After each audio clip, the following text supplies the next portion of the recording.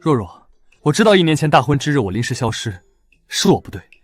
但你也知道，当时青言的病拖不得，如今他病已大好，我回来娶你为妻，这些聘礼便是我对你的补偿。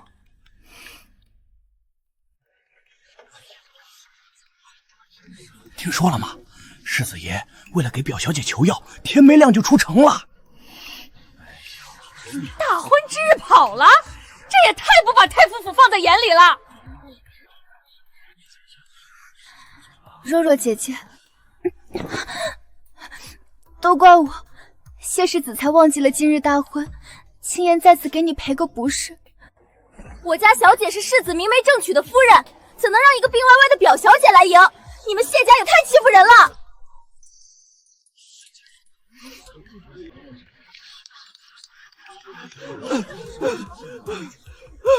不好了，世子爷在皇居寺前跪着求药，说要跪足1天1夜。世子夫人，世子也是为救人，您向来懂事儿，要不先进门，等世子明日回来再补拜堂。都怪我，若若姐姐若是不肯进门，我真是死不足惜了。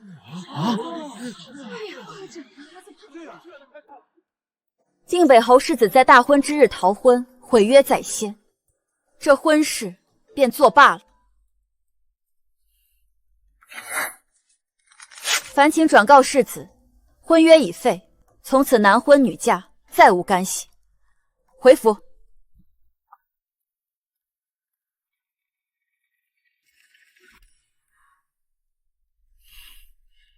若若，我知道你气性大，不过无妨，你向来懂事，一定会体谅我的难处。懂事，我的懂事早就被你们1年前的羞辱消磨殆尽了。等把你娶进门，我定会好好弥补你。若若，你看，这嫁衣是我在江南请最好的绣娘为你绣制的，还有这凤冠，定让你成为最美的新娘。谢世子，我们婚约已取消，这嫁衣还是留给你日后的新娘吧。若若姐姐，这是世子的一片心意，你怎么能这样伤他的心？就算1年前他有错，可他做了这么多，你就不能看到他的诚意吗？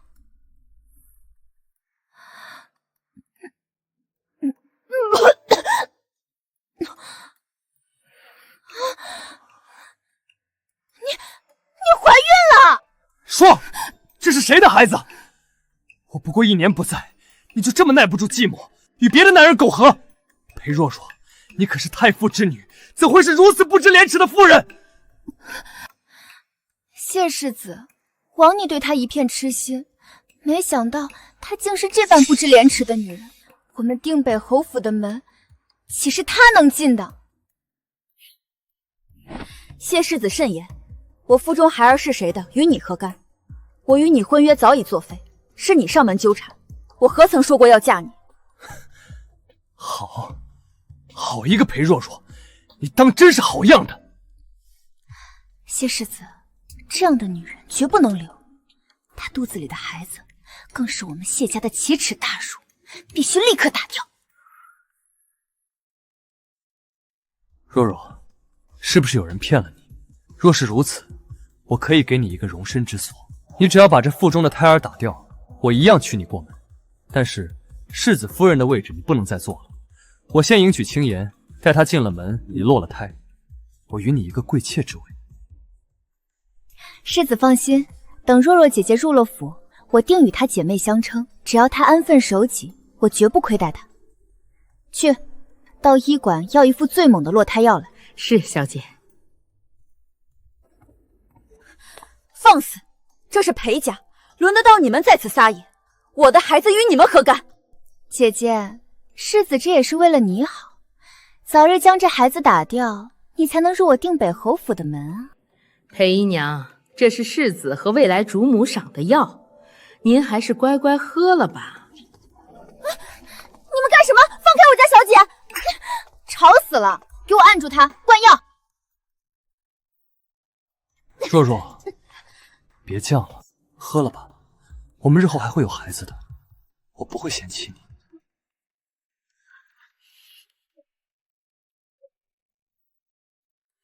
东西给我拿下！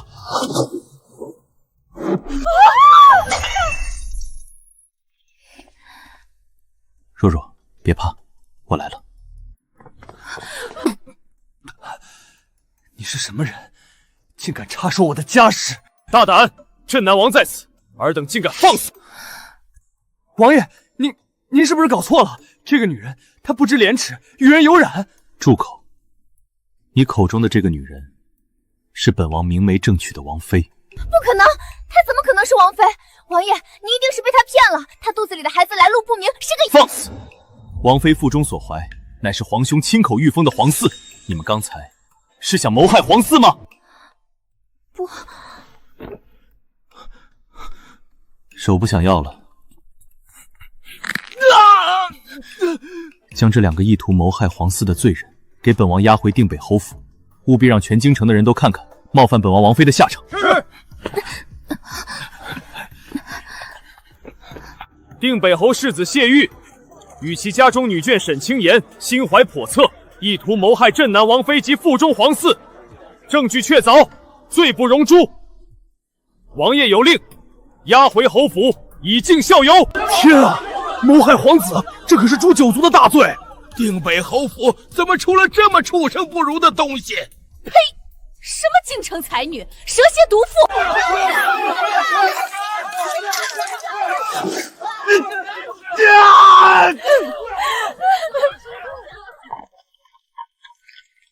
喝点茶，暖暖身子。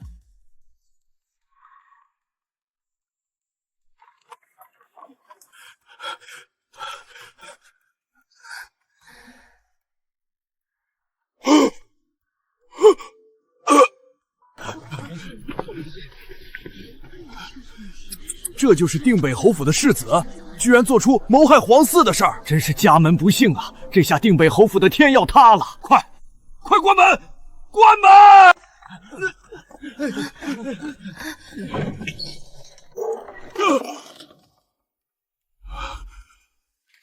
立刻备最快的马，带上我的亲笔信，出城去追侯爷和夫人，告诉他们府中出了天大的事，让他们日夜兼程赶回来。是，仲伯。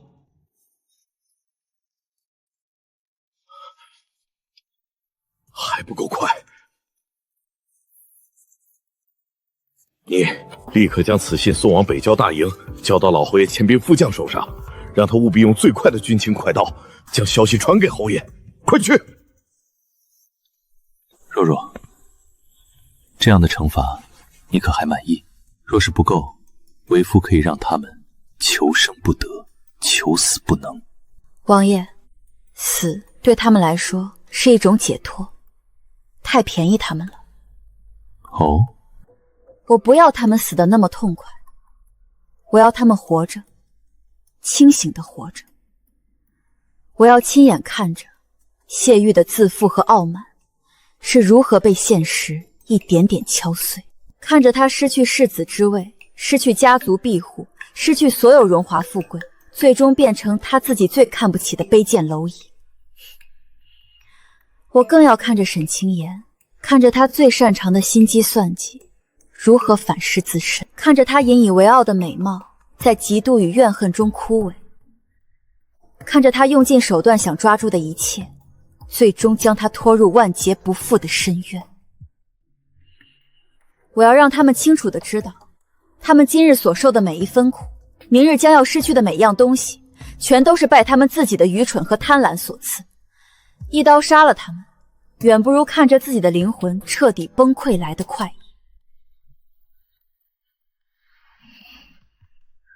好，我的王妃想看戏，那为夫自然要为你搭好这全京城最大最稳固的戏台，你只需安安稳稳地坐着，看那台上的人如何粉墨登场，又如何自取其辱，最终落得个家破人亡的下场。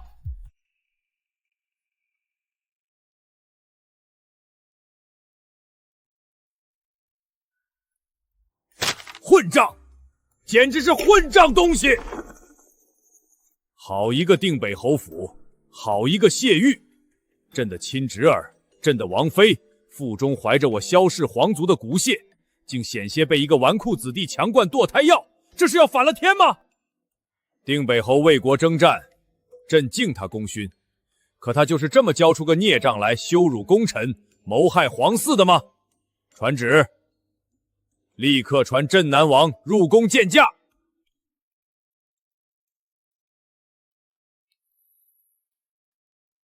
皇兄息怒，此事是臣的家事，若他也并未受到实质伤害，还请皇兄莫要动气，龙体为重。你的家事，燕儿，你太心善了。你的王妃便是皇家的王妃，你腹中的孩儿便是朕的亲皇孙。有人敢动他们母子，就等于是在打朕的脸，动摇我大周的国本。此事绝不能善了。来人，拟旨。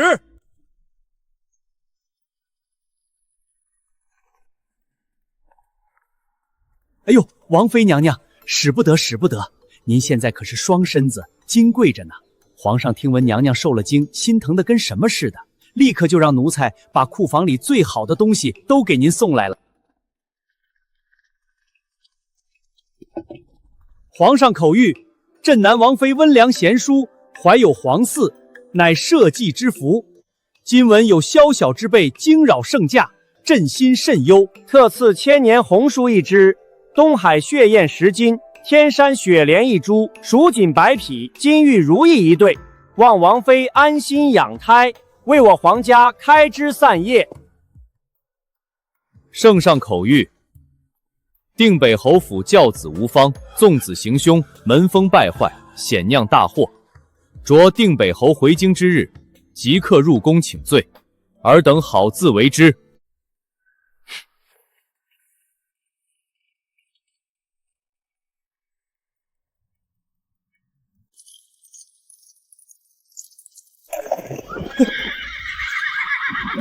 侯爷，夫人，京中送来的10万火急密信。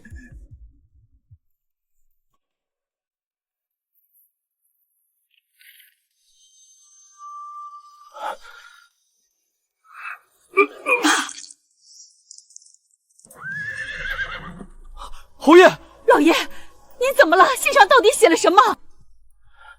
孽子，孽障啊！我定北侯府百年清誉，100年的忠勇门楣，一夜之间就被这个孽畜给毁了，全毁了！玉儿的手断了。镇南王好狠的心，玉儿再怎么混账，那也是他的亲侄儿啊，他怎么下得去如此重手？他一只手断了算什么？你知不知道他想毁掉的是什么？是皇嗣，是镇南王妃。他这是在掘我们定北侯府的祖坟，是在将我们谢家满门推向万劫不复的深渊。可那也是被逼的。若不是那裴若若不知廉耻，先背弃了玉儿，玉儿怎会如此冲动？还有青岩，定是那个狐妹子在旁边煽风点火。若不是她，玉儿怎会落到今天这个下场？够了！事到如今，你还在这里为那个孽子找借口？他是3岁孩童吗？没有自己的脑子吗？为了一个女人，连谋害皇嗣这种抄家灭族的大罪都敢犯下，这是他自己蠢，自己色令智昏，自寻死路。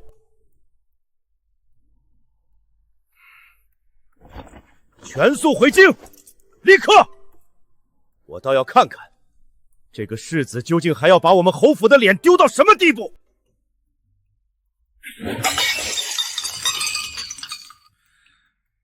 滚！都给我滚出去！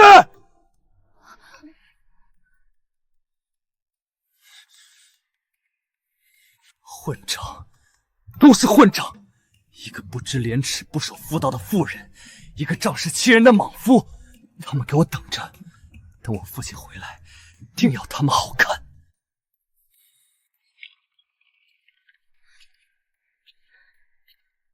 世子，你的手还疼吗？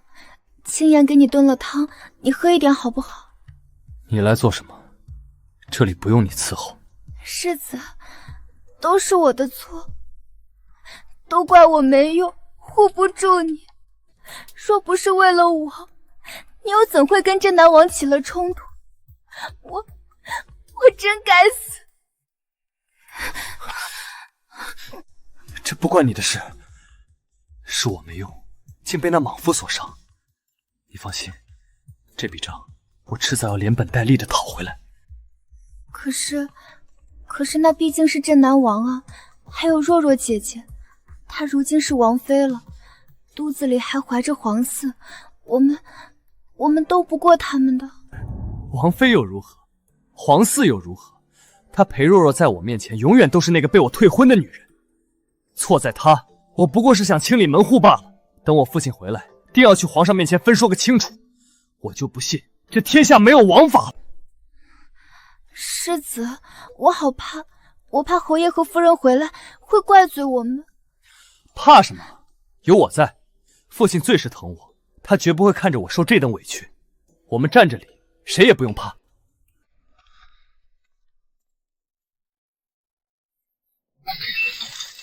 瞎了你们的狗眼，想烫死我吗？一个个的都看我受伤了，就想来欺主，是不是？等我爹回来，有你们好瞧的。世子，慌慌张张的，成何体统？世子爷，侯爷和夫人回来了。爹回来了，我的靠山回来了。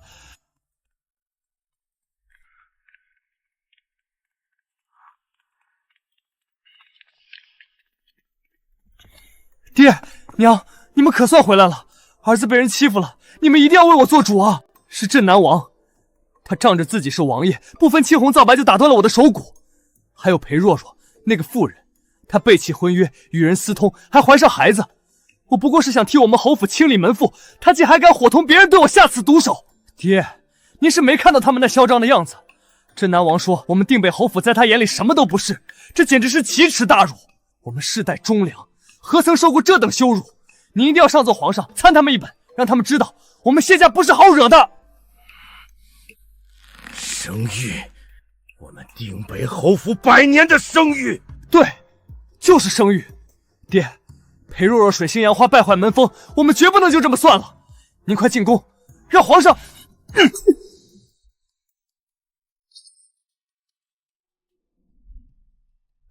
孽障！你还嫌不够丢人吗？我们定北侯府100年的声誉，几代人用鲜血和性命换来的荣耀，一夜之间就被你这个蠢货给毁了！爹，你打我！为了一个不知廉耻的女人，你打我！你口中的那个女人，如今是圣上亲封的镇南王妃，她腹中的孩子是金尊玉贵的皇嗣。你以为你是在捉奸，是在维护侯府声誉？蠢货！你是在谋害皇嗣，这是诛九族的滔天大罪！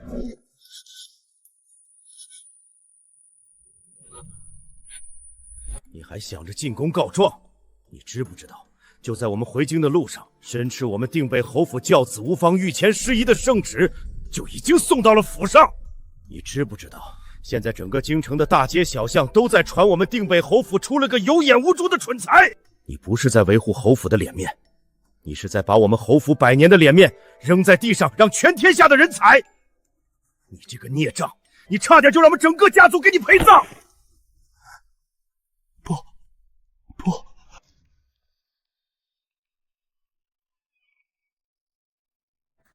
沈小姐，夫人，我不是你的夫人，我定北侯府担不起你这样心机深沉的女眷，我侯府好心收留你，自问没有亏待过你分毫。可你是怎么回报我们的？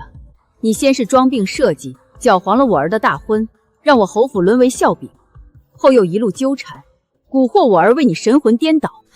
夫人，我错了，青言真的知道错了，求您看在我那早逝的娘腔的份上，饶了我这一次吧，我再也不敢了。来人，把沈小姐送回沈家，从此我们侯府再容不下这等祸水。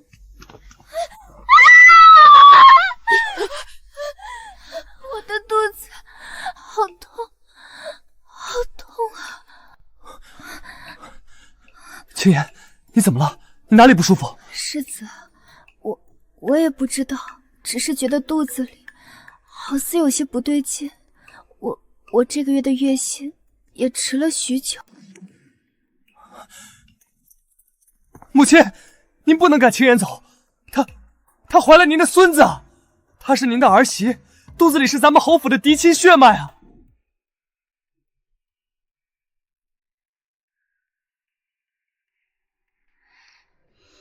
请大夫，我倒要看看是真有身孕，还是某些人为了留在侯府又在耍什么新花招。青言，别怕，大夫马上就来了，我们的孩子一定会没事的。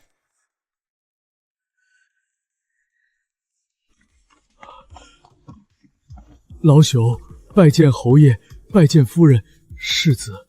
废话少说，去给沈小姐诊脉，务必仔仔细细的诊。是。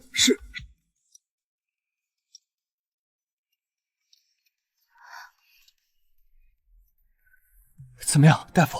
青言她到底怎么了？回侯爷夫人世子的话，沈小姐的脉象确实与寻常不同。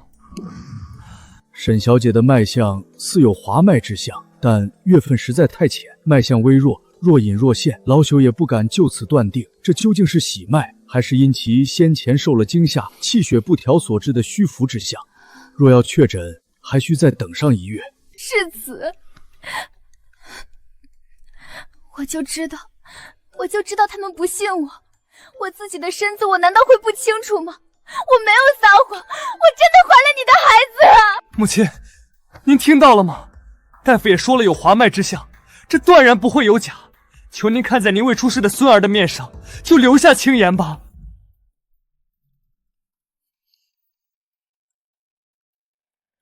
既然如此，在事情明朗之前，为免沈小姐再不小心动了胎气，便将她请到后院的柴房去静养吧。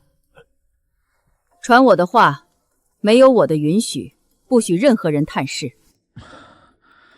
不，母亲，您不能这么做。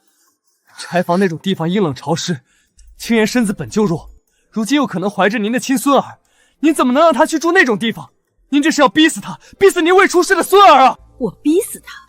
谢玉，你睁开你的眼睛好好看看，是她，这个女人一步步算计，将我们定北侯府的百年清誉踩在脚下，是她挑唆你忤逆父母，如今已经为了她，为了一个真假难辨的孽种来质问你的母亲。她不是孽种，她是我的孩子。母亲，你为什么就是不肯信我？青言她温柔善良，若不是被逼无奈，她又怎会出此下策？这一切的错都怪裴若若，是她不知廉耻在先。好一个温柔善良！既然你如此执迷不悟，那我今日便成全你，还愣着做什么？把人给我拖进柴房，我倒要看看今天谁敢拦着！世子，救我！世子，放开他！你们这群狗奴才！母亲，你好狠的心啊！母亲，既然您不肯放过青言，不肯承认我的骨肉，那好，现在起，我绝食。您一日不将青言从柴房放出来，给他一个名分，我便一日水米不进。若是青言和孩子出了什么意外，我便随他们母子一同去了。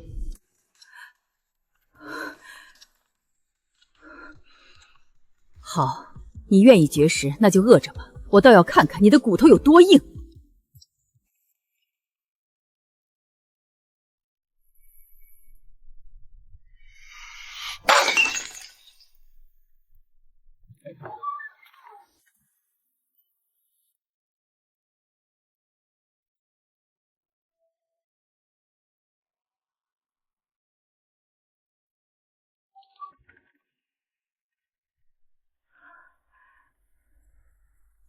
侯爷，玉儿这个世子怕是保不住了。侯爷，您这是什么话？玉儿她只是一时糊涂。糊涂？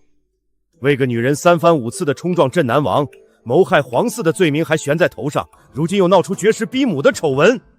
你告诉我，哪位皇子登基会用一个如此拎不清的蠢货来继承定北侯府？事到如今，我们只剩下一条路可走。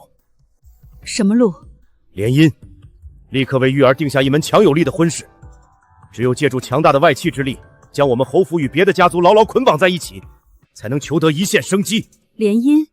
可玉儿她心里只有青言。沈青言那个祸害，你还提他？无论她肚子里怀的是不是我谢家的种，她这辈子都别想成为侯府的主母，最多赏她一个妾室的名分，已经是天大的恩赐。可玉儿她不会同意的，她会恨我们的。那就让她闹，让她恨。是她的命重要，还是她的情爱重要？夫人，你若还想保住她这条命，就收起你那点于事无补的母爱。我们现在要做的是拯救她，拯救我们整个家族。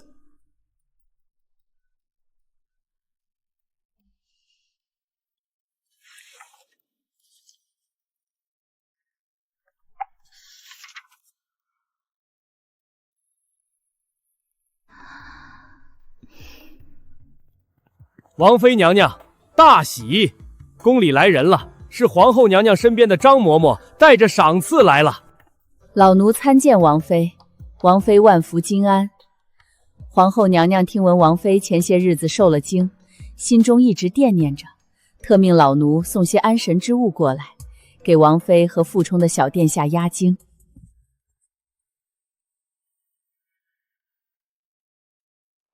多谢皇后娘娘厚爱，臣妾愧不敢当。王妃快坐下，您如今可是双身子，万万金贵。皇后娘娘还有一道口谕让老奴转达。娘娘说，让王妃好生将养着，什么闲杂人等安杂事儿都别放在心上。这孩子是皇家的第一个孙辈，万万不容有失。待您身子骨爽利了，随时可入宫与他说说话。请嬷嬷代为转达，臣妾谢过娘娘关怀，定当好生保重，不负娘娘厚望。娘娘，您看这夜明珠比奴婢的拳头都大，还有这小金镯子太精致了，皇后娘娘对您可真是上心。定北侯府那边有消息了，那谢世子为了沈家小姐，在侯夫人门前跪了1天1夜，闹着要绝食呢。娘娘，您看，不用咱们动手，他们自己就能把自己折腾死。那个沈清言现在怕是竹篮打水一场空了吧？是啊，一窝疯狗，为了块臭骨头互相撕咬，好戏才刚刚开始呢。在看什么？这么入神？怎么，若若可是觉得府中无趣，想寻人来说说话了？王爷，我想办一场宴会。好端端的，怎么想起办宴会了？你如今身子重，操持这些事务会不会太劳累？我总不能一直待在王府里，让人觉得我是个只会被你藏起来的金丝雀。过去的事，总要有个了结。我需要一个场合，以镇南王妃的身份，堂堂正正地站在所有人面前。我要让他们看到我过得很好，比他们任何人想象的都要好。如此，那些闲言碎语才能真正烟消云散。我明白了，是为夫疏忽了，竟让你受了这份委屈。你说的对，我的王妃理应是这京城里最耀眼夺目的女子，岂能容人背后非议？既然要办，那便要办得最好最盛大。府中的花房不是新才育出了一批极珍贵的玉楼春吗？就以赏花为名，办一场赏花宴。帖子要送到京中所有3品以上大员的府邸，还有各家勋贵侯门，排场用度皆按最高规范来。我要让那些人看清楚，谁是明珠，谁是榆木。敢慢待你，便是慢待我萧燕，慢待整个镇南王府。有你真好。傻话，你是我的妻，府中还有我的孩儿，不护着你们，我护着谁？娘娘，定北侯府和平西将军府的帖子也要送吗？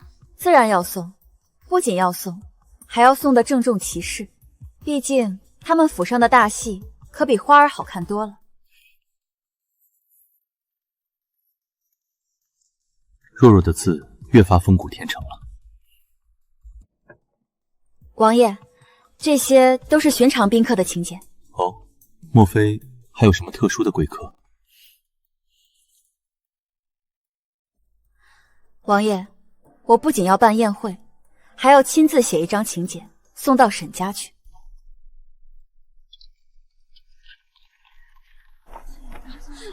那不是镇南王府的马车吗？怎么停在沈侍郎家门口了？沈家不就是那个沈清言的家吗？有好戏看了。不知王府贵人驾到，有何吩咐？王妃娘娘有令，特邀沈夫人过府赏花，还望夫人届时拨冗光临。有劳管事辛苦跑这一趟，替我谢过王妃娘娘盛情，届时妾身必当准时赴宴。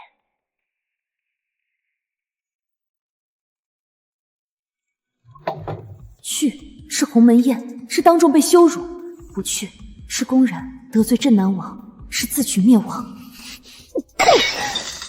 这个裴若若，如今是得了势，专门来羞辱我们沈家了。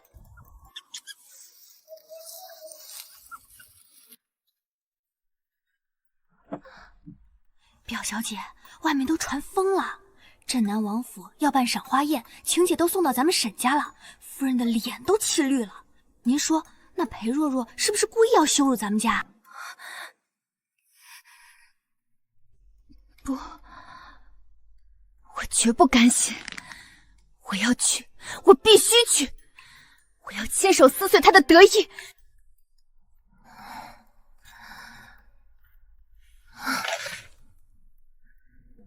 表小姐，您怎么了？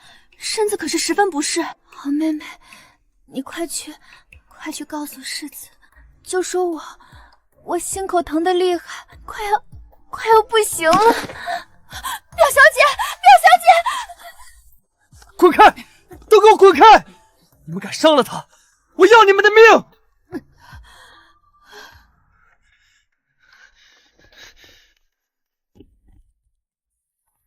母亲，你是不是非要逼死青岩才甘心？我逼死他？我看是你被他迷了心窍。为了那么一个上不得台面的东西，你闹得还不够吗？他不是东西，他怀着你的亲孙子，他现在快要死了。若是他和孩子有个三长两短，我也不活了。你竟敢用死来威胁我！母亲，儿子求您了，就算不心疼青岩，也请看在您未出世的孙儿的份上，放了他吧。儿子求您了。罢了，来人，把沈小姐挪到揽月小院去，但是派双倍的人手给我看住了，不许她踏出院门半步。多谢母亲，多谢母亲。世子，裴若若，她要办赏花宴了，是不是？世子，我一定要去，我不能让她就这么高高在上的看着我，我绝不能让她得逞。青岩，你放心，这场宴会我一定带你去。我要让所有人都看看，我谢玉心中最在乎的人到底是谁。母亲，镇南王府的赏花宴，我要带青岩一同前去。你说什么？你再说一遍！我说我要带青岩去赴宴。裴若若分明是想借此机会羞辱我们，我们若是不去，岂不是让她得逞？蠢货！你这个无可救药的蠢货！你还嫌我们侯府的脸丢得不够吗？带一个名不正言不顺的表小姐去前未婚妻的宴会上，你这是上赶着把脸凑过去给人家打吗？我告诉你，谢玉，这场宴会你自己去。沈青岩，他敢踏出揽月小院一步，我就亲手打断他的腿。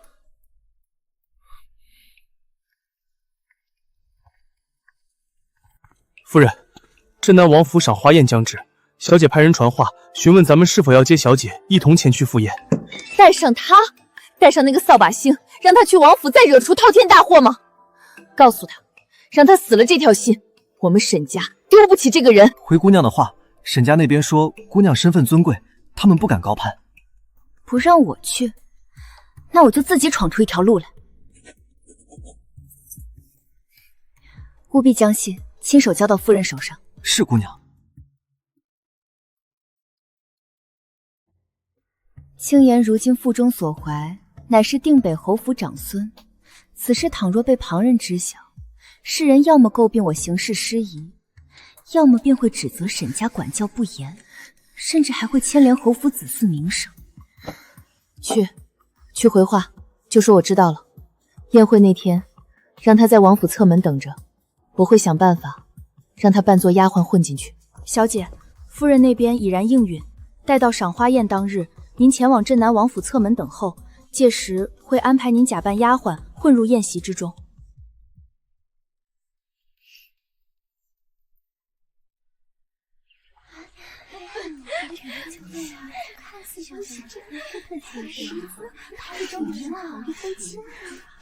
这舒玉媛果然名不虚传，一步一景啊。景是其次，今天我们想看的是这园子的女主人。谁说不是呢？1年前还是全京城的笑柄，1年后竟成了镇南王妃，还怀着皇嗣，这命数。王妃娘娘驾到！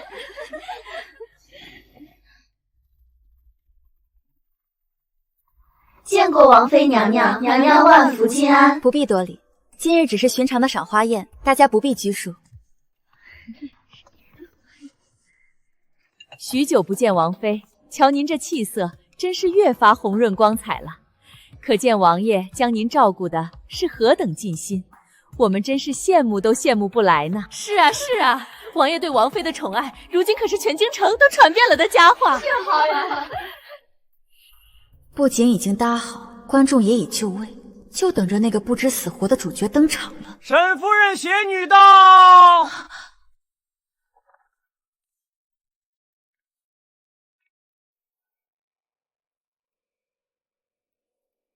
天哪，我没看错吧？真的是沈清言，他怎么穿成这样就来了？还能是为什么？演戏给王妃看呗，这招高明啊！王妃要是发作了，他就是以大欺小；要是不理他，反倒让他在这儿露了脸，真是好一朵歹毒的白莲花。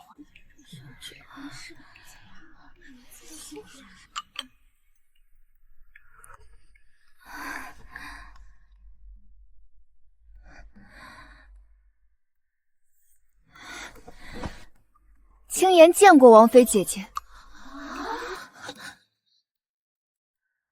姐姐，她也配？这是故意来恶心王妃的吧？何止是恶心，这是在提醒所有人，她和王妃和定北侯世子当年的那段烂事儿呢。姐姐，青言知道今日来此是青言的不是，可青言实在太想念姐姐了。想当初我们说好了的，要一同嫁进定北侯府，往后姐妹相称，互相扶持。谁曾想造化弄人，姐姐竟突然就嫁给了王爷。青言知道姐姐定然是有自己的苦衷，可世子他为了姐姐消沉了许久呢。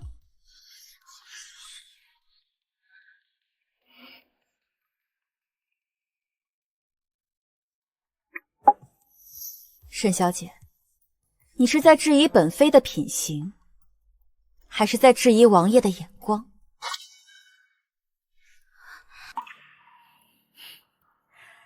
说起来，本妃也觉得与沈小姐的缘分，当真是造化弄人。本妃记得清楚，1年前我与定北侯世子大婚之日，吉时已到，花轿临门，世子却迟迟未归。后来谢家的奶嬷嬷告诉我，说是世子爷的青梅竹马，也就是沈小姐你突然得了急症，危在旦夕。本妃当时听了，也为你担忧不已。毕竟是能让世子在大婚之日抛下一切去救的急症，想来定是凶险万分，命悬一线吧。可是本妃不解的是，为何前一刻还听说你性命垂危，不出2个时辰，沈小姐你便面色红润，精神饱满的出现在了定北侯府门前。你的伪装，本妃看着便恶心。你还记得你当时对本妃说了什么吗？你说，裴小姐，都是因为我，世子才忘记了今日大婚。你还说，世子说你向来懂事，你还是先进门好不好？天哪，原来当年还有这等内情。一个快病死的女人跑去劝新娘子懂事，这简直是滑天下之大稽。诸位夫人，你们说这是不是奇事一桩？本妃从未见过如此神奇的病症，来时如山倒，去时比抽丝还快，简直是立竿见影。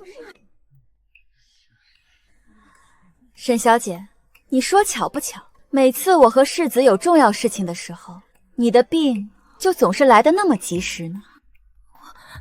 我没有，王妃姐姐，青言当时是真的病了，你怎能这般污蔑我？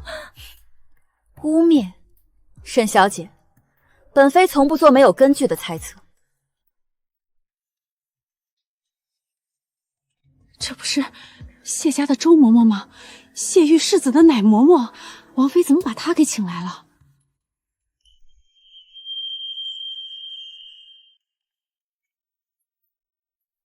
周嬷嬷抬起头来，把你1年前所知道的事情原原本本的告诉在场的诸位夫人。王妃娘娘，老奴有罪，老奴糊涂啊！那天早上，沈小姐找到老奴，给了老奴一袋金镯子和一个翡翠镯子。她说，只要老奴去向世子爷谎报，说他得了急症，事成之后还会再给老奴一大笔银子。老奴一时被猪油蒙了心，竟真答应了。老奴跑到世子爷跟前，添油加醋。世子爷心善，一听之下，当即便什么都顾不上了，策马就冲出了府。老奴该死，老奴对不起王妃娘娘您啊！你蛇蝎毒妇，真是闻所未闻！为了嫁入侯府，竟用这等下作手段，简直毫无廉耻！太过分了！不是的，你们胡说！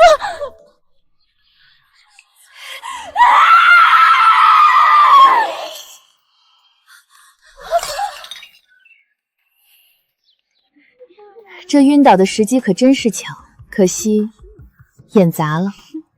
周嬷嬷人证俱在，她还有什么脸面？不过是羞愧遁逃罢了。哎呀，这青言她身子一向弱，怕是受了惊吓。春玉，去，请个大夫来给她瞧瞧，别让她死在咱们王府里，晦气。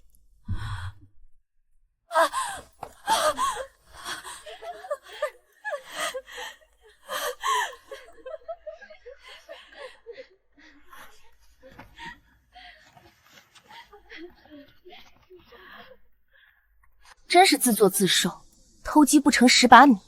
你看沈夫人那样子，往日多神气，今天怕是把一辈子的脸都丢尽了。这镇南王妃可真是个厉害角色，看来以前是咱们都小瞧了她。让诸位见笑了，一点小事扰了大家的雅兴。来，咱们继续赏花品茗。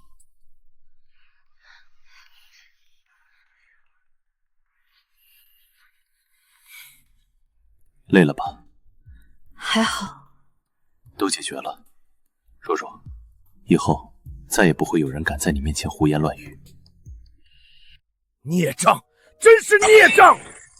我们定北侯府的脸都被这对不知死活的东西给丢尽了。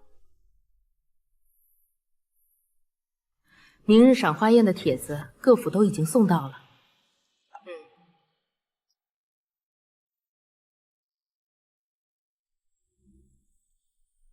开门！侯夫人，您终于来了！你要为我做主啊！都是裴若若，都是她陷害我。陷害你？她如今是圣上亲封的镇南王妃，腹中怀的是皇嗣，是整个大周朝最尊贵的女人之一。沈清言，你是不是把自己看得太高了？你觉得你如今还有什么值得她纡尊降贵来陷害的？侯夫人，我肚子里还有谢世子的骨肉啊！我留下你，只是因为时机未到。你这块肉暂时还有一点用处，但你给本夫人记清楚了，从今天起，你最好安分守己，像个死人一样待在这个院子里，否则我有100种法子，让你和你肚子里这块肉都神不知鬼不觉地消失掉。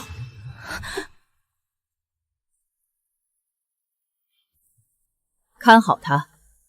若是再让他踏出院门1步，我就打断你们的腿。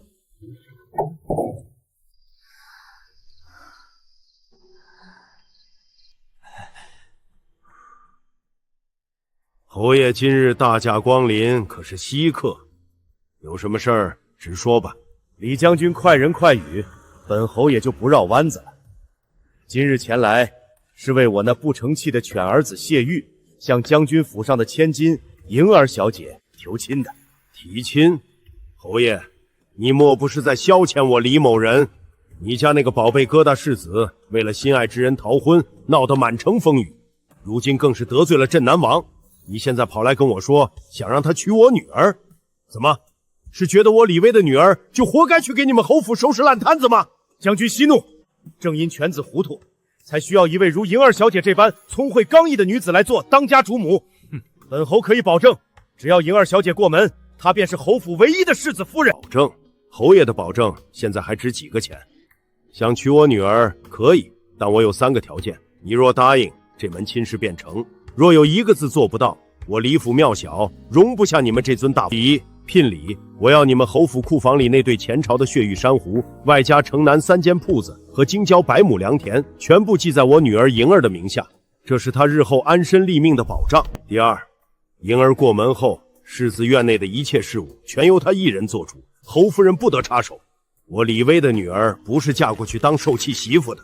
第三，也是最重要的一条，你府里那个叫沈清言的，我不管他肚子里怀的是龙是凤，在我女儿过门之后，他必须彻底安分。若是再闹出什么逃婚的丑事，让我女儿受了半分委屈，我李威拼着这条命不要，也要上金銮殿去告御状。到时候丢的就不只是你们侯府的脸了。好，本侯全都答应。世子，不好了，侯爷他什么是大惊小怪的？侯爷为您和平西将军府的李莹儿小姐定下了婚期。你说什么？你再说一遍！谢世子，怎么会这样？莹儿小姐性子那般刚烈，她若是进了门，我们可怎么办啊？我去找父亲问个清楚，我绝不会娶那个女人。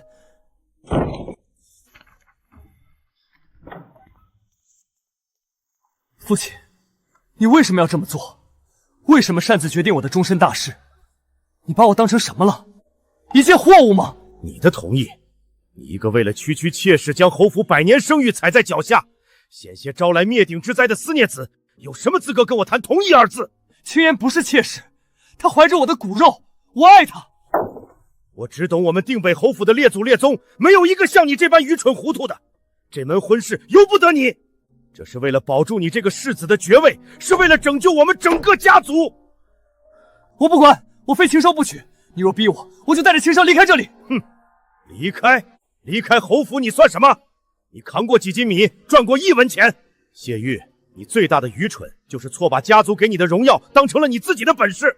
婚事已定，没有更改的余地。你若安分娶了李莹儿，你还是世子。那个沈氏，我许她一个姨娘的身份，但你若敢反抗，敢在这门婚事上再出任何幺蛾子，我就立刻上书宗人府，将你从我定北侯府的族谱之上彻底除名。从此你不再是我儿子，侯府的一切都与你无关，我会让你净身出户。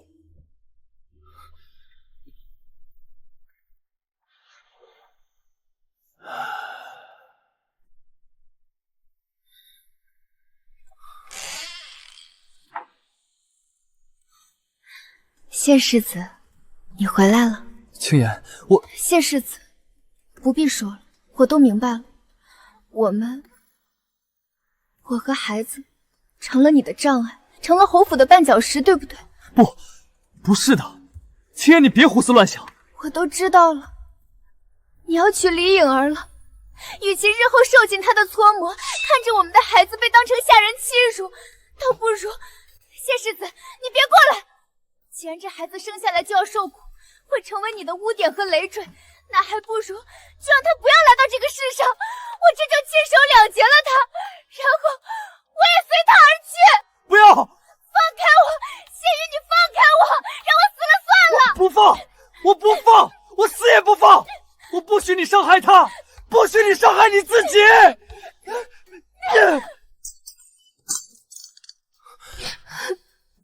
青言，你放心，我绝不会抛弃你们母子。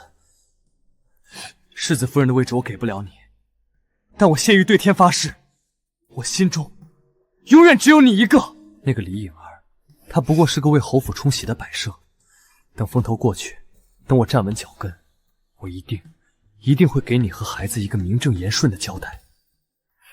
早就听闻莹儿是京城里数一数二的飒爽女子，今日一见，果然名不虚传。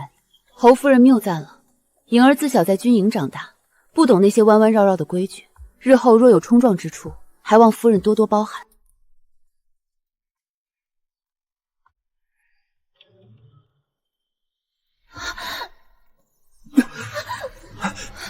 青瑶，怎么这样不小心？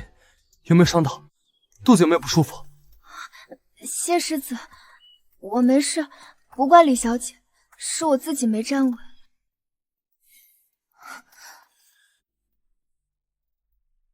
走路不长眼睛吗？没看到有人过来？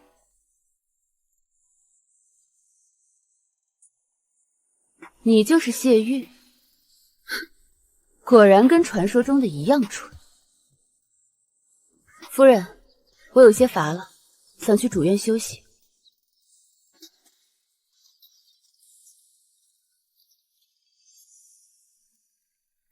母亲，你看那个李颖儿，何等嚣张跋扈！这种女人要是娶进门，家里还有安宁日子吗？她竟敢那么对青言！蠢货，孽障！到了现在，你还看不明白吗？你以为这只是一场女人间的争风吃醋？这是关乎我们定北侯府生死存亡的大事！你的世子之位，你父亲的爵位，我们何府上下的性命，都悬在这门亲事上，你知不知道？为了一个上不得台面的外人，你要把整个家族都拖下水吗？你对得起定北侯府列祖列宗吗？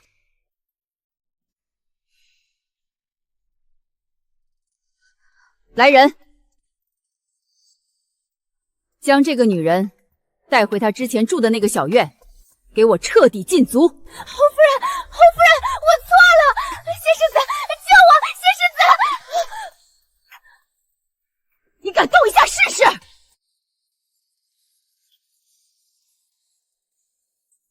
我今天就把话放在这里，从现在起，你要是再敢因为这个或许闹出半点事端，我立刻就打断你的腿，把你扔进祠堂，锁到大婚那天。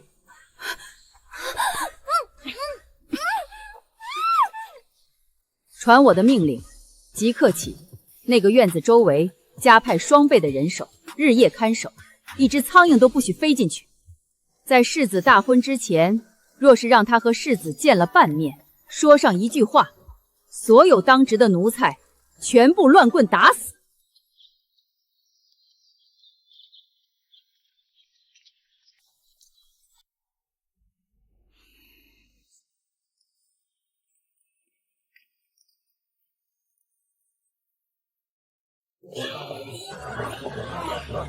听说新娘子是平西将军的女儿，厉害着呢。再厉害，不也得嫁给这么个主儿？那位沈姑娘可还关在府里呢。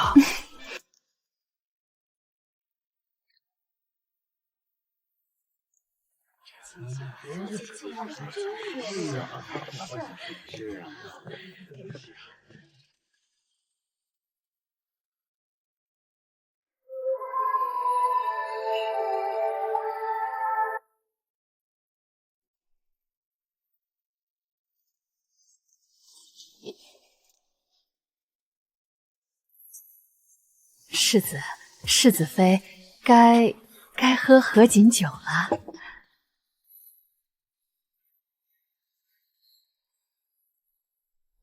合卺酒尽，礼成。我有事，你自己安息吧。站住！大婚之夜，世子殿下行色匆匆，这是要去哪儿？哦，我猜猜，莫不是要去看看你那个被关起来的弱不禁风的侍妹，安抚她受伤的心灵？你胡说八道些什么？我与青言清清白白，岂容你这杜甫在此污蔑？到底什么事？你谢玉，你听好了，我爹让我嫁给你，不是让我来陪你演什么情深意重的戏码的。从我踏进这侯府大门的一刻起，我就是这府里名正言顺的世子妃，是你的嫡妻。你那个侍妹不过是个上不得台面的玩意。我不管你们过去有什么狗尘，但今晚是我们的新婚之夜，你若乖乖留下，尽你做丈夫的本分，我们便相安无事。我也能保全你那点可怜的世子妍。谢玉，我最后提醒你一次，今晚你若是敢踏出这个房门半步，去找那个贱人，明天我就敢让全京城的人都知道，定北侯府的世子爷是个中看不中用的废物。世子爷，世子爷不好了，您快去看看吧。何时如此惊慌？新婚之夜，大呼小叫，成何体统？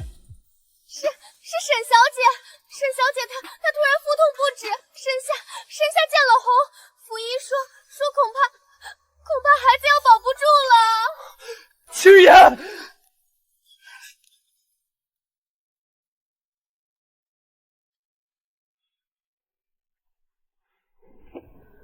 沈清言，你递给了我一把最锋利的刀，很好。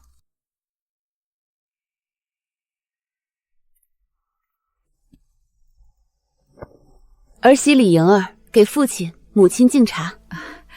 好孩子，快起来吧。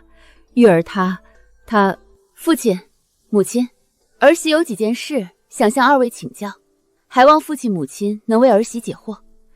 莹儿但说无妨。昨夜是儿媳与世子大婚之夜，洞房之内，世子欲往妾妾沈氏房中探望，儿媳自知身份，不敢阻拦，只劝世子以礼数为重，莫要落人话柄。然话音未落，沈氏院中的丫鬟便前来哭禀，说沈氏腹痛见红，胎相不稳。世子心急如焚，推开儿媳，径直去了。这一夜，世子都在沈氏院中陪伴，至今未归。母亲，儿媳初来乍到，不懂我们侯府的规矩，所以想斗胆请教一句。这侯府的规矩可是新婚之夜，丈夫可以抛下正妻，宿在妾室房间。来人！夫人有何吩咐？去把世子给我叫来，立刻，马上！是。母亲，您这么急着找我来做什么？青青她身子弱，昨夜又动了胎气，我刚哄着她睡下。母亲，你打我！为了这个刚进门的女人，你竟然打我！打你！我今天还要替列祖列宗好好教训你这个不知廉耻的孽障！来人，给我把他拖出去！就在这院子里用家法重打20大！母亲，你疯了！我做错了什么？我不过是去照顾我未出世的孩儿，我有什么错？错，就是宠妾灭妻，尊卑不分。你的错就是在大婚之夜抛下正妻，让整个定北侯府的脸面成了全京城的笑柄。母亲，你不能这样对我！我是你的儿子，我是世子。打！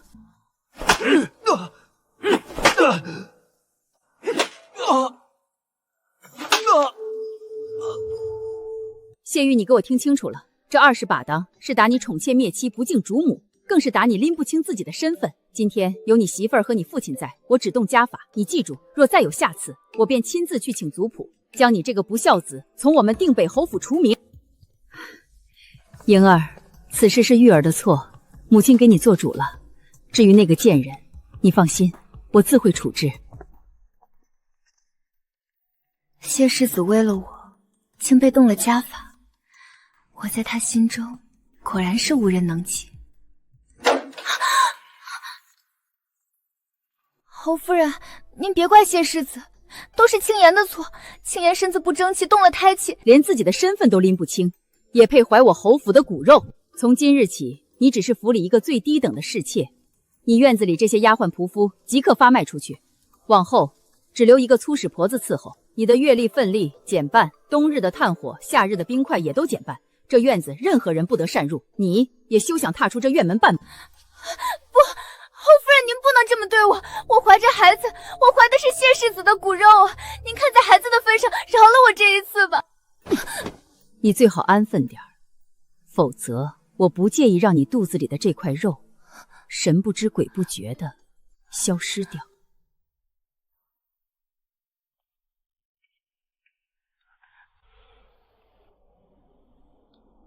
张婆子，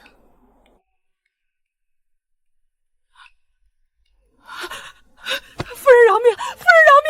夫人饶命！你负责府中采买，上月给沈姨娘院里送的无粮血燕，账却记在了正院名下，采买价更是虚报了30%。我可有说错？来人，将张婆子拖出去，杖20，罚没半年月钱，革去采买之职。是。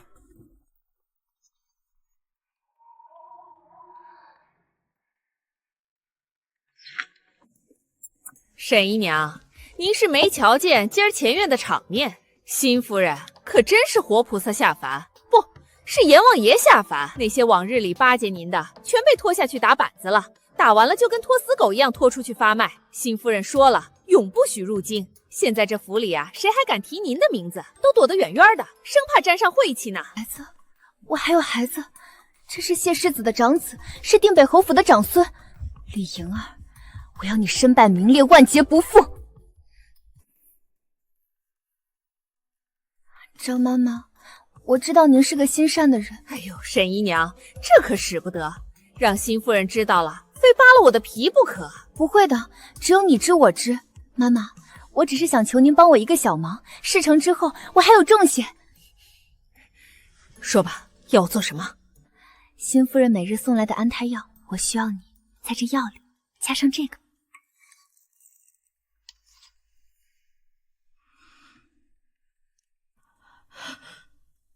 夫人，这药渣里被人动了手脚。哦，说来听听。老奴在里面验出了一种名为血气草的粉末，此草无色无味，极难察觉。少量服用不会立刻致命，但会使孕妇气血凝滞，胎相不稳。若是在服药期间有任何剧烈碰撞，便会立刻引发血崩之兆，这是要一尸两命啊！哼，血空草好一个血空草！吴嬷嬷，你猜猜这药是谁下的？夫人是说，是她自己？除了她还能有谁？这位沈姨娘是觉得被关久了戏瘾犯了，准备演一出主母下毒爱妾痛失长子的苦情大戏，好博取同情，离间我们夫妻。此夫人心思歹毒至此。夫人，老奴现在就去把那被收买的粗使婆子抓来，人证物证俱在，看她还如何狡辩。不急，她费尽心机，不就是想让所有人都看看她有多委屈，我有多恶毒吗？尤其是想让谢玉那个蠢货看看，我现在揭穿了，她没准还以为是我屈打成高，陷害她的心肝宝贝呢。那夫人的意思是将计就计？聪明，不但要将计就计，我还要帮她把这出戏演得更逼真些。从明天起，送去的药你亲自盯着熬，把那碗有问题的倒掉，换上咱们备好的真正固本安胎的方子。记住，手脚干净些，别让任何人察觉。每日的药渣照旧拿回来，我们就当什么都不知道，什么都没发现。老奴明白了。他不是想演戏吗？那就让他演。我还要坐在最好的位置，在台下亲手为他鼓掌叫好呢。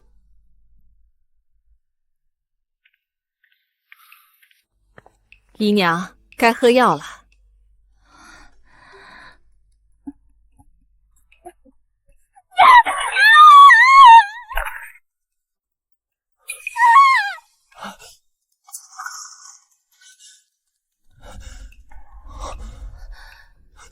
青言，怎么会这样？怎么会这样？药，世子夫人送来的药。青言，你撑住，我这就去给你报仇，我这就去杀了那个毒妇。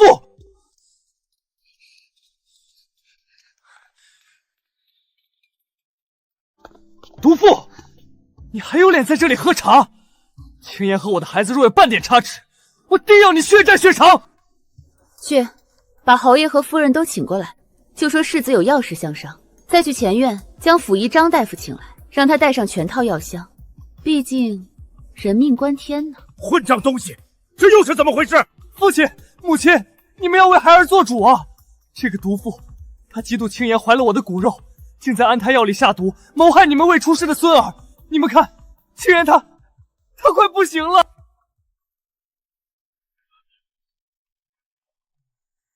去，给沈姨娘看看，到底是怎么回事。是。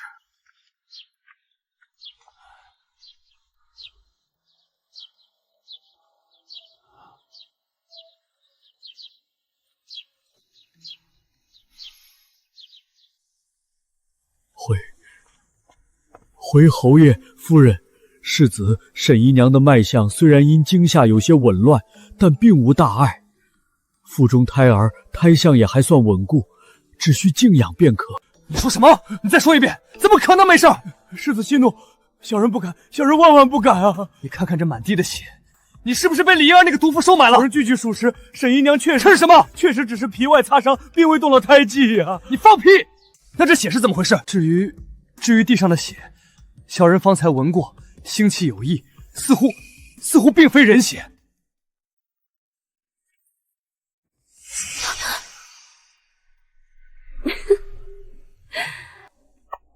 来人！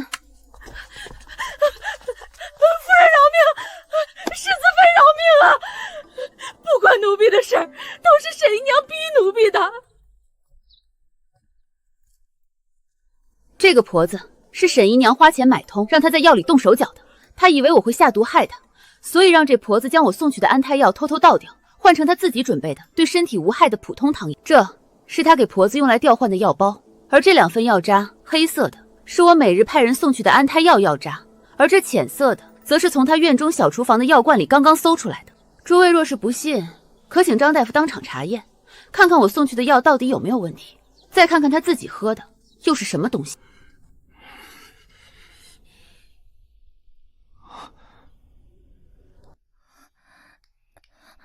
谢世子，你听我解释，我不是故意的，我只是太害怕了，我怕这个家容不下我和我们的孩子，我怕你会不要我，我是一时糊涂才做了这样的错事啊！你为什么要这么做，沈清言？你把我当成什么了？一个任你戏耍的傻子吗？一个可以让你踩着我的脸面往上爬的蠢货吗？莹儿，让你受委屈了。她是你的妾室，冲撞了你，还妄图栽赃陷害主母。按我们侯府的规矩，这件事你来处置吧。妹妹这是做什么？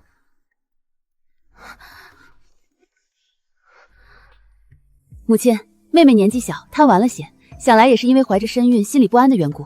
儿媳觉得此事就不必重罚了，免得伤了妹妹肚子里的孩儿，那可是咱们侯府的骨血呢。既你这个做主的发了话，便依你。沈姨娘身子金贵，之前份力减半是委屈她了，从今日起恢复她的份力，不，加倍。每日的抻汤宴货、山珍海味都给我流水似的送进她院里去。来人，你们2个是我从娘家带来的，最是懂得如何伺候人。从今往后，你们就伺候沈姨娘的饮食，务必要让她吃好喝好，安心养胎，万万不可再让她胡思乱想，做出什么开玩笑的傻事来。是世子夫人。世子也别生气了，妹妹顽劣，我已经凶笑过了。既然妹妹肚子里的孩子没事儿，那就是天大的好事，毕竟是世子的第一个孩子，可金贵着呢。从今往后，夫君只管放心，我这个做主母的一定帮妹妹把这个孩子养得白白胖胖的。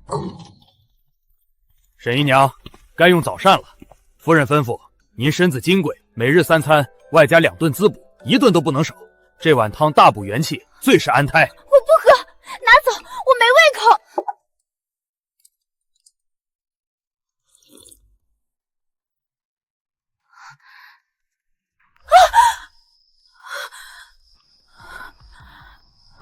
妹妹，孩子养得白白胖胖的，该上路了。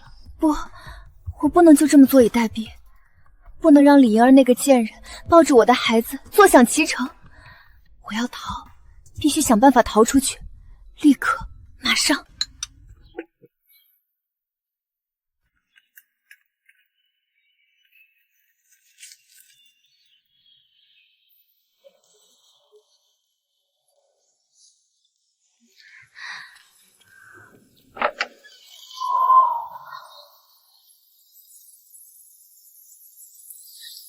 快进去，委屈姨娘了。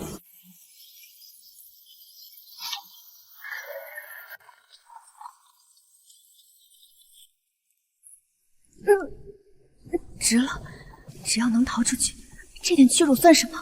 天高海阔，等孩子出生，我一定能回到世子身边。李莹儿，你给我等着！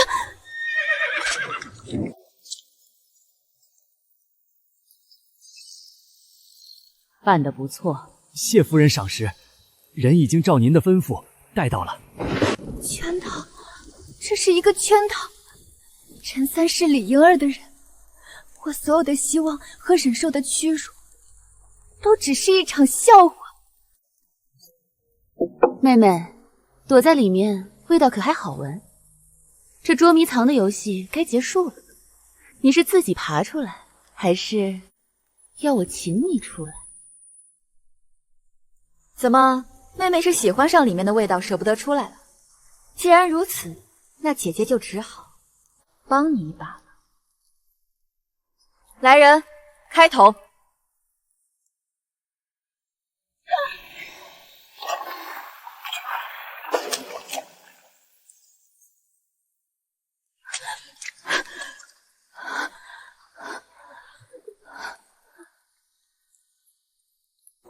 妹妹这副模样可真是别致的很啊。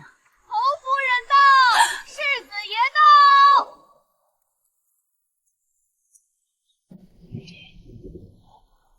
母亲，您可要为媳妇儿做主。青妍妹妹嫌府中沉闷，非要用这种独特的方式出府透气，媳妇怕她出意外，只好将她请到这里，等母亲和夫君前来定夺。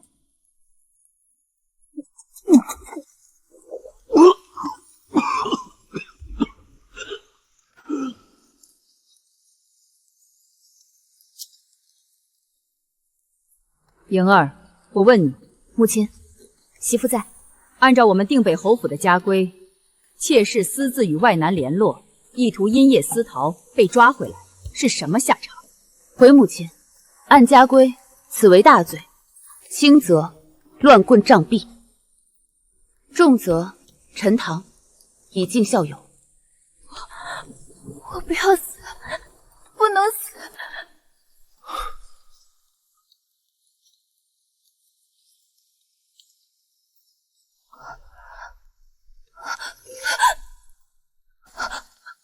孩子，我还有孩子，这是侯府的长孙，他们不敢动我。看在他肚子里还怀着侯府一块肉的份上，死罪可免。太好了，孩子保住了我。只要孩子还在，我就还有翻盘的机会。但是活罪难逃。来人，把这个不知廉耻败坏门风的贱婢给我拖下去，重打30大板。这不是责罚，这是谋杀。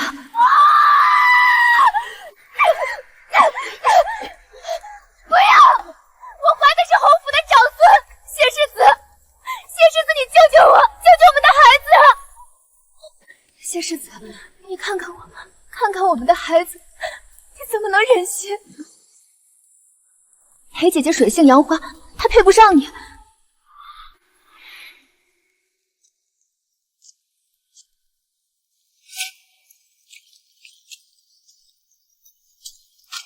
谢世子，我恨你！停手吧，拖下去。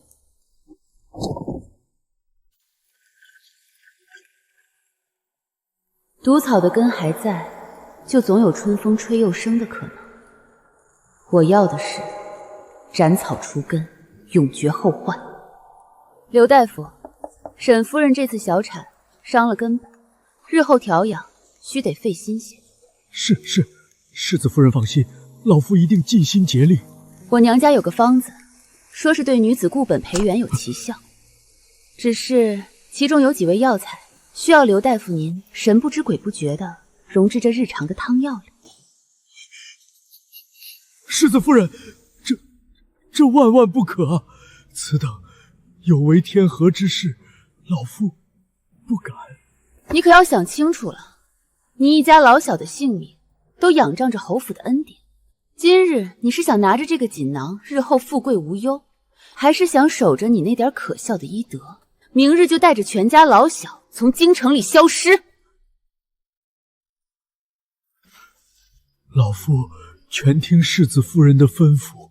很好，做得干净些，我只要结果。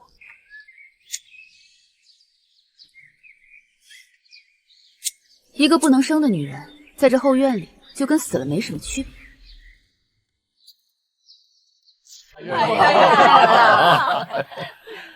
王妃好福气，小世子生的真是玉雪可爱，这眉眼简直和王爷一个模子刻出来的，可不是嘛？一看就是个有大出息的。王妃如今儿女双全，真是羡煞旁人。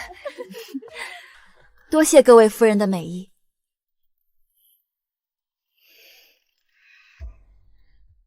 王妃放心，老奴会照顾好小世子。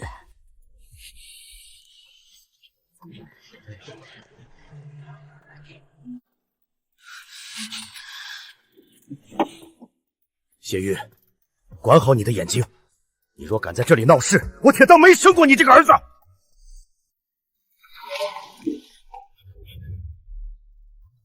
玉儿，别碰我！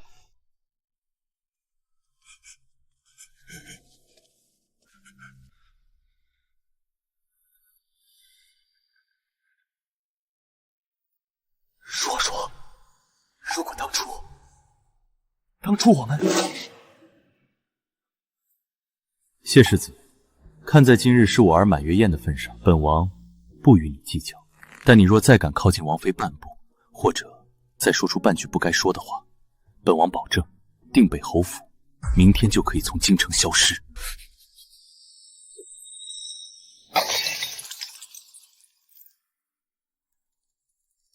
孽障！王爷息怒，是下官教子无方。这个孽子喝多了，满口胡言，冲撞了王爷和王妃，求王爷饶过侯府啊！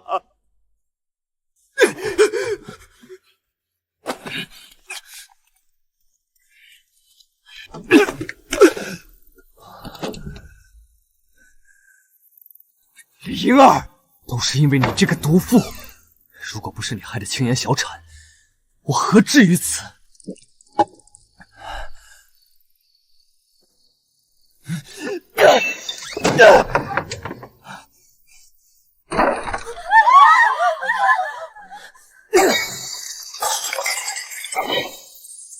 李莹儿，你这个毒妇，给我滚出来！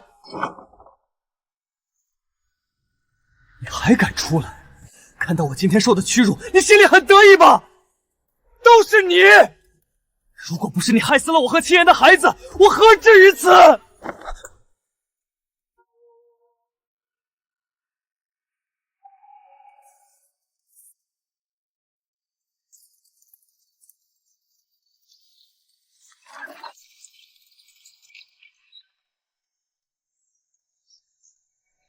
大小姐，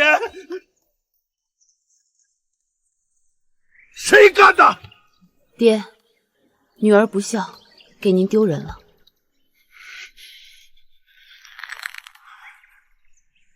谢玉那个小畜生，反了，真是反了天了！来人，取我铠甲来，点齐我帐下300亲兵。我今日若不拆了定北侯府的大门，我李威的名字就倒过来写。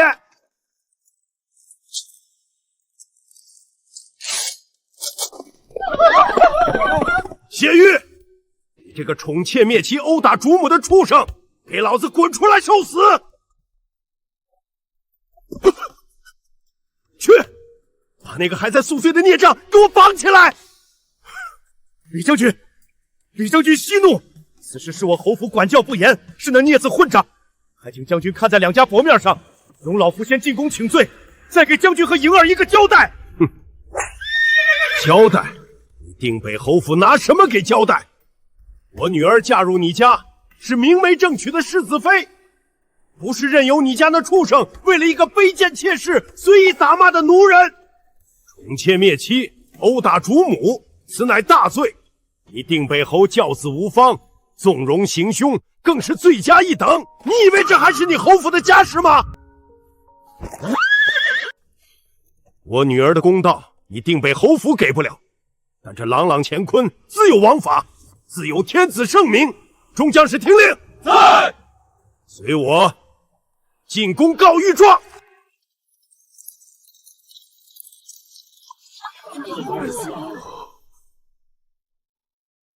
臣平西将军李威状告定北侯世子谢玉，其人宠妾灭妻，罔顾人伦，殴打主母，德行败坏，不堪为侯府之主，不堪为朝廷之臣。混账！简直是混账东西！传朕旨意，宣定北侯逆子谢玉、平西将军李威即刻上殿对质，再宣镇南王萧燕同来见驾。圣旨到。宣定北侯逆子谢玉、平西将军李威即刻上殿对质，再选镇南王萧燕同来见驾。完了，一切都完了。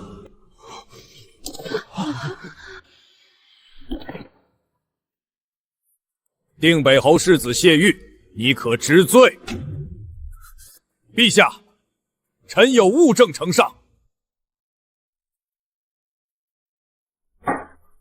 谢玉，你还有何话可说？陛下，小女莹儿是臣的掌上明珠，大婚当夜，这畜生便为一妾室弃她于不顾，婚后更是宠妾灭妻。他拳脚相加，打的不是臣的女儿，是臣的脸，是平西将军府的脸，更是陛下您亲赐婚姻的脸面。陛下若不为臣女做主，臣今日愿一头撞死在这金銮殿上。不是他，是李莹儿，她心肠歹毒，害死了青岩的孩子。我只是一时气。住口！你那妾室如何小产，满京城早已传遍。是他自导自演，构陷主母不成，到了此时，你竟还执迷不悟。你不仅蠢，而且坏，简直无可救药。皇帝，此事你怎么看？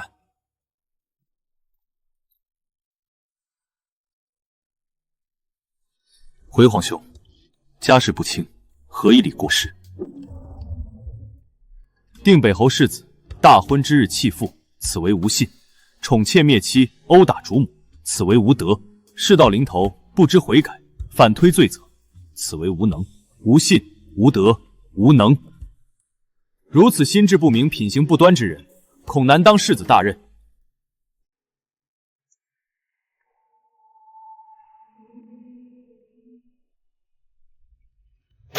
朕宣布，定北侯世子谢玉品行败坏，德不配位。朕若容你，何以正国法？何以安抚功臣之心？传朕旨意。谢玉德行有亏，品性不端，不堪为世子。念平西将军府忠烈，其女贤良，却所托非人，特命谢玉与李氏莹儿即日和离。至于谢玉本人，着分府别居，闭门思过，无朕旨意，不得擅出。定北侯教子无方，罚俸1年，以儆效尤。臣叩谢陛下天恩。陛下圣明，退朝吧！吾皇万岁万岁万万岁！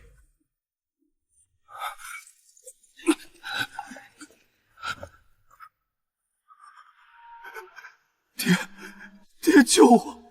救我！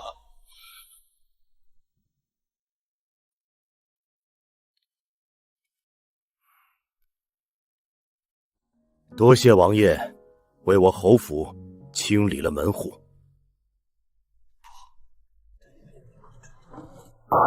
话说昨日金銮殿上，平西将军状告当朝镇南王爷一言定罪，圣上龙颜大怒，只听那圣旨一道接着一道。那谢玉真是蠢到家了，为个小妾把大好前程全给做没了。要我说，还是那李家小姐厉害，有勇有谋，说断就断，真是女中豪杰。可不是嘛，听说和离书都送到府上了，这下定北侯府的脸可丢尽了。我们家小姐说了，从此男婚女嫁各不相干，钱世子好自为之。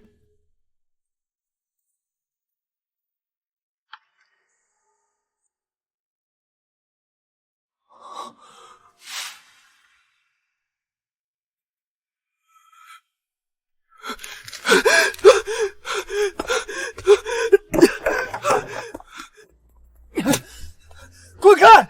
我是你们家小姐的夫君，我要见莹儿，让我进去。我们家小姐说了，她与你这种德行败坏之人早已恩断义绝。一个下人敢这么跟我说话？放开我！你们好大的胆子！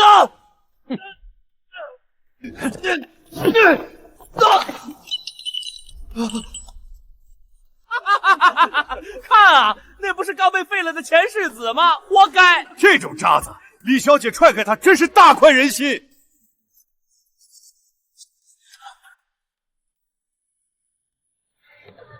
对，还有青岩。全世界都背叛我，只有他是对我真心的。大公子，侯爷有令，您不能再进府了。滚开！这是我的家。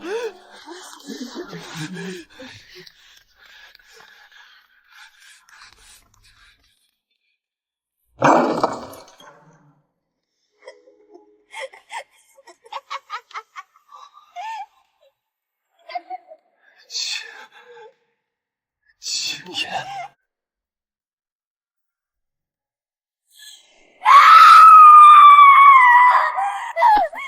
言，谢玉，是你毁了我，是你毁了我的一切！你疯了！我疯了，我就是被你害疯的！你答应过要娶我做世子夫人的，你这个骗子！是你自己心术不正，要不是你，我怎么会失去若若？怎么会沦落到今天这个地步？都是你，这个扫把星祸水！拉开！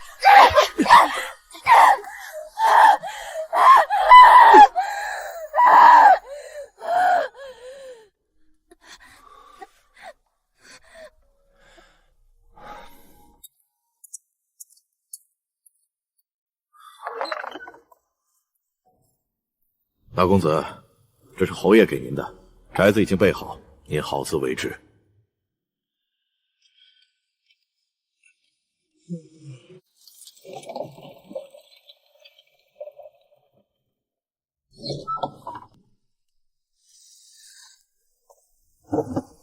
水，给我倒水来！这是什么东西？你们就是这样伺候主子的？去，给我换上好的雨前龙井。回大公子，这里没有龙井，只有粗茶。您若是不喝，便只有井水了。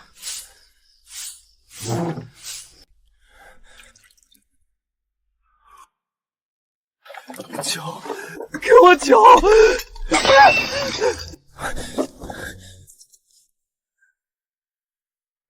这是娘的传家宝，愿我儿一生平安顺遂。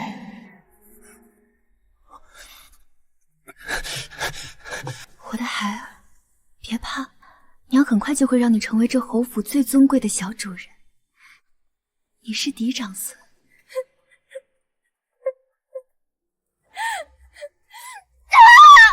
世子妃，我是世子妃，裴若若那个贱人算什么东西？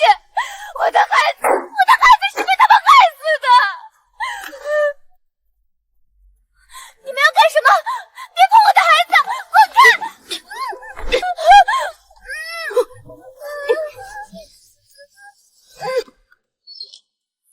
侯夫人的意思，人送回来了，从此与侯府再无瓜葛。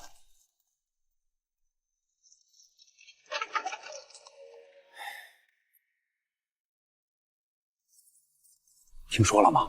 沈家那个表小姐病死了，千真万确。听说啊，是突然暴毙，连大夫都没来得及看。活该！当初害人的时候，怎么不想想有今天？王妃，沈家传来消息，沈清言病死了。哦，王妃，真是恶有恶报。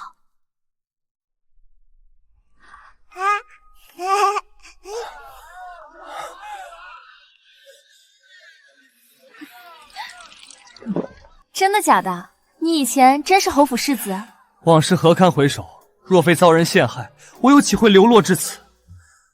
等我东山再起，定不负你，风风光光将你接入府中做夫人。真的吗？10年一宿扬州梦，赢得青楼薄幸云。阿玉，你真有才华，不像那些臭男人，只知道动手动脚。红袖，你与他们不同。你是我的知己，是这污浊世间唯一能懂我的人。盐放多了，下次注意。是，阿玉，我记下了。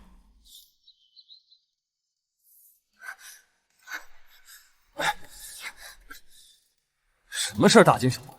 阿玉，我有个天大的好消息要告诉你。阿玉，我有了，我怀了你的孩子。真的，红袖，你此话当真？我要当爹了。太傅说已经快2个月了。太好了，太好了！红袖，你听我说，我父亲生性古板，绝不会容许我的骨肉流落在外。他们若是知道了，一定会逼你打掉孩子。我们必须走，立刻就走。那我们去哪儿？去江南，那里山高皇帝远，我们去了就能开始新的生活。我会给你买大宅子，让你做名正言顺的夫人。可是我们没有盘缠。你放心，把你所有的积蓄都给我，我这就去联系船家。今晚3更，城南码头会合。记住，千万不要告诉任何人。等我。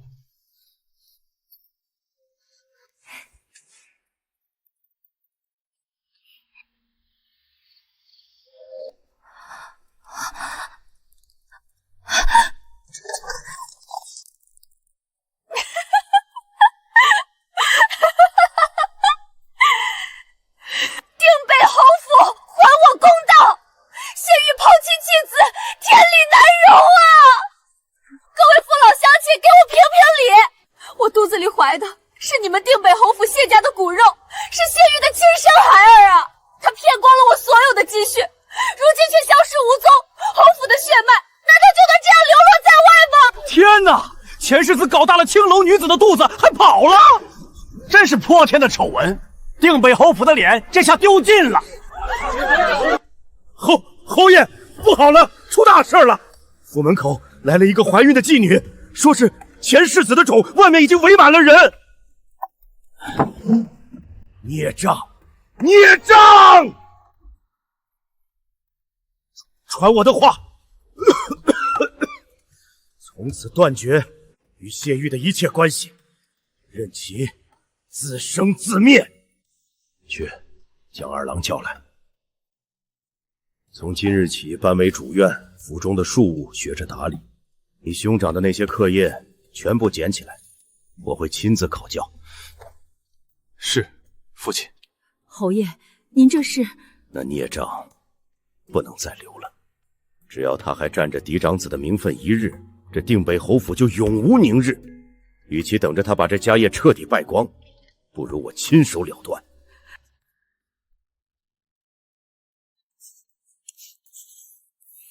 家事不清，何以理国事？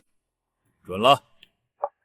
恭喜侯爷，二公子一表人才，将来必成大器。是啊，侯府后继有人，可喜可贺。哈哈哈哈哈！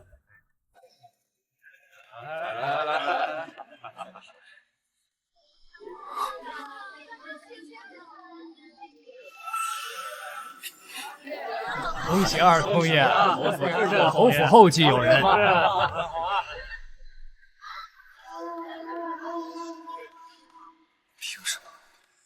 凭什么一个卑贱的庶子可以窃取我的人生？那都是我的，世子之位是我的，侯府是我的。哈哈哈哈哈哈！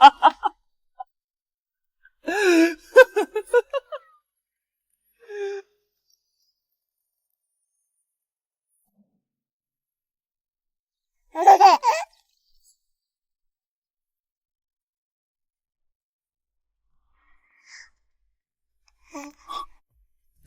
哈哈哈！你这个小家伙，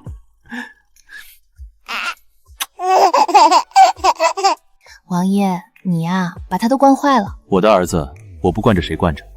再说我们景儿这么乖。是啊，时间过得真快，转眼景儿就要周岁了。周岁里的事我都安排好了，定要给我们景儿办得风风光光的。景儿，去吧，去选你最喜欢的东西。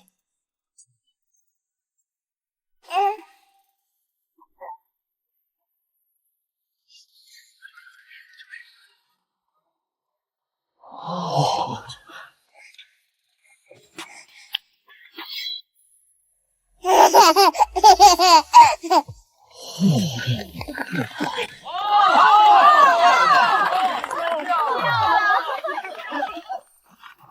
好，好，不愧是我的种，将来定能驰骋沙场，保家卫国。哈哈哈哈！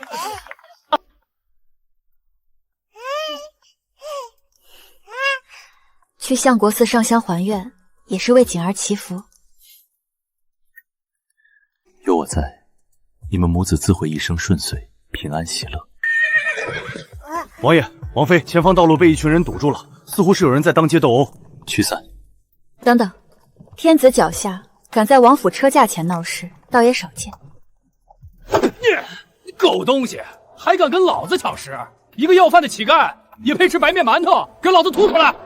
让大伙都瞧瞧，就是这个不长眼的狗东西！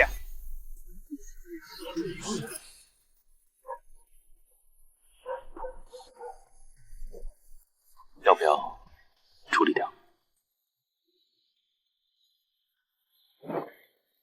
将在这时生反复。也元昭宗的事。不必了，王爷，让他这样活着吧。死了不过是一瞬间的事，所有的一切都解脱。他不必再忍受饥饿，不必再遭受毒打，不必再面对世人的白眼和嘲讽。对他而言，死是一种仁慈，可活着不一样。活着，他就要日日夜夜地记起自己曾经是谁，又是如何一步步沦落到今天这个地步的。他会在每一个寒冷的夜里怀念侯府的温暖，会在每一次被人殴打时忆起自己曾经的权势。他会在每一个饥肠辘辘的瞬间想起自己挥霍过的山珍海味。他会永远活在过去与现在的巨大落差中，被悔恨和不安反复啃扩，直到耗尽最后一丝心力。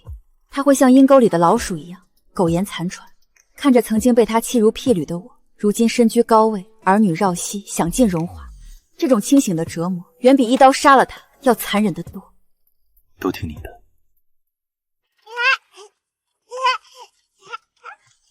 娘娘，您听说了吗？定北侯府那位新世子谢谦，可真是个妙人。哦，与之前那位爷可是天差地别，为人谦逊低调，每日不是苦读就是习武，从不惹是生非。朝堂上对王爷更是言听计从，敬仰得很呢。是吗？可不是，3天2头往咱们府上递拜帖，送来的节礼也是一份比一份厚重。就是王爷一次都没见过他，礼也只是按规矩收了，回的礼半点不多。王爷自有他的道理。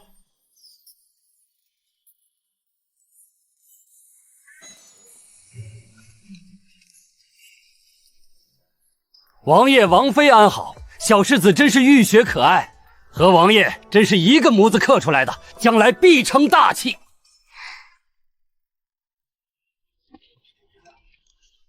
王爷，过去家兄无状，行事荒唐，多有得罪王爷与王妃之处。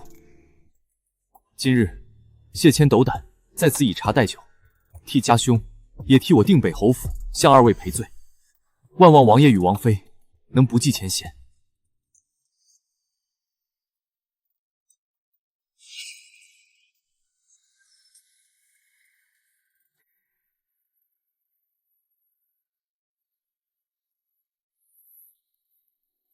手冷不冷？不冷，殿内很暖和。新任定北侯世子谢谦，本王听过你与你兄长确实不同，但过去的事与你是否是世子，与你是否聪明都无关。你做好你的世子，安分守己，定北侯府自然无恙。本王没兴趣迁怒一个不相干的人，但是有些事发生了就是发生了。我王妃曾受过的辱，我孩儿曾面临的险，不是一句轻飘飘的不计前嫌就能抹去的。这个道理你父亲不懂，你的兄长不懂，本王希望你能懂。酒本王不喝，拿走吧。以后也不必再有这样的场面。本王不想再看到与过去有关的任何人和事出现在王妃面前，脏了她的眼。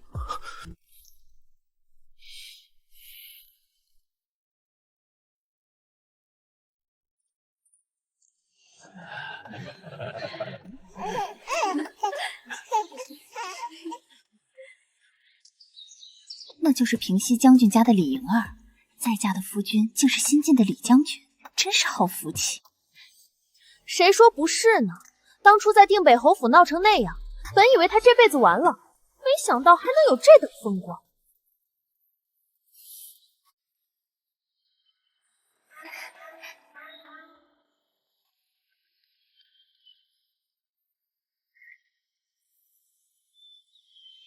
见过王爷，见过王妃。见过王爷、王妃。李夫人不必多礼，许久不见，夫人风采更胜往昔。托王妃的福，甩掉了烂泥，如今自然是神清气爽。内子性情直爽，还望王爷王妃莫要见怪。李将军与夫人情投意合，时装美事。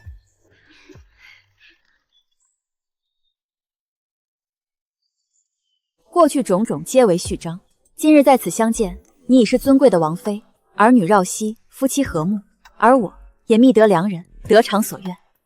所以这一杯，我要敬过去，也敬我们自己，敬更好的未来。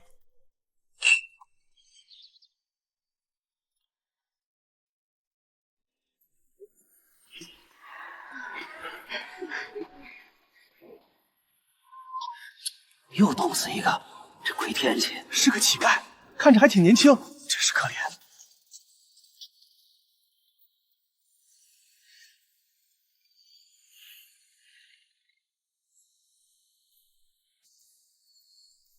景儿，来，跟娘亲说，娘亲。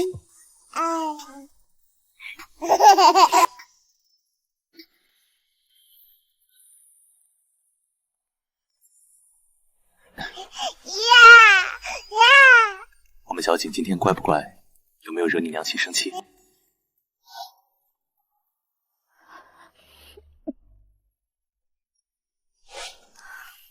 若若，在想什么？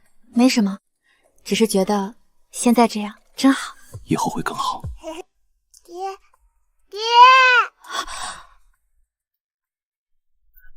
他叫我了。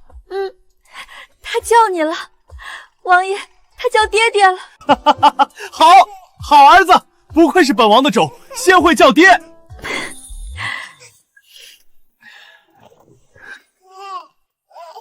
若若，有你们在，便是人间最好的世界。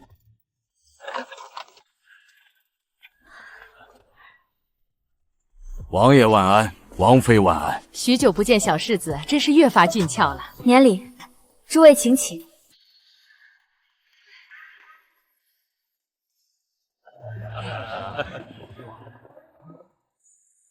皇上驾到！众卿平身，赐座。谢皇上。皇帝，快将朕的大侄儿抱过来，让朕好好瞧瞧。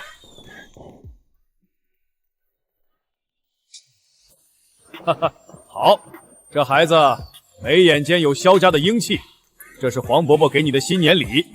若若，你为皇家诞下长孙，劳苦功高，当赏。臣弟谢皇上恩典。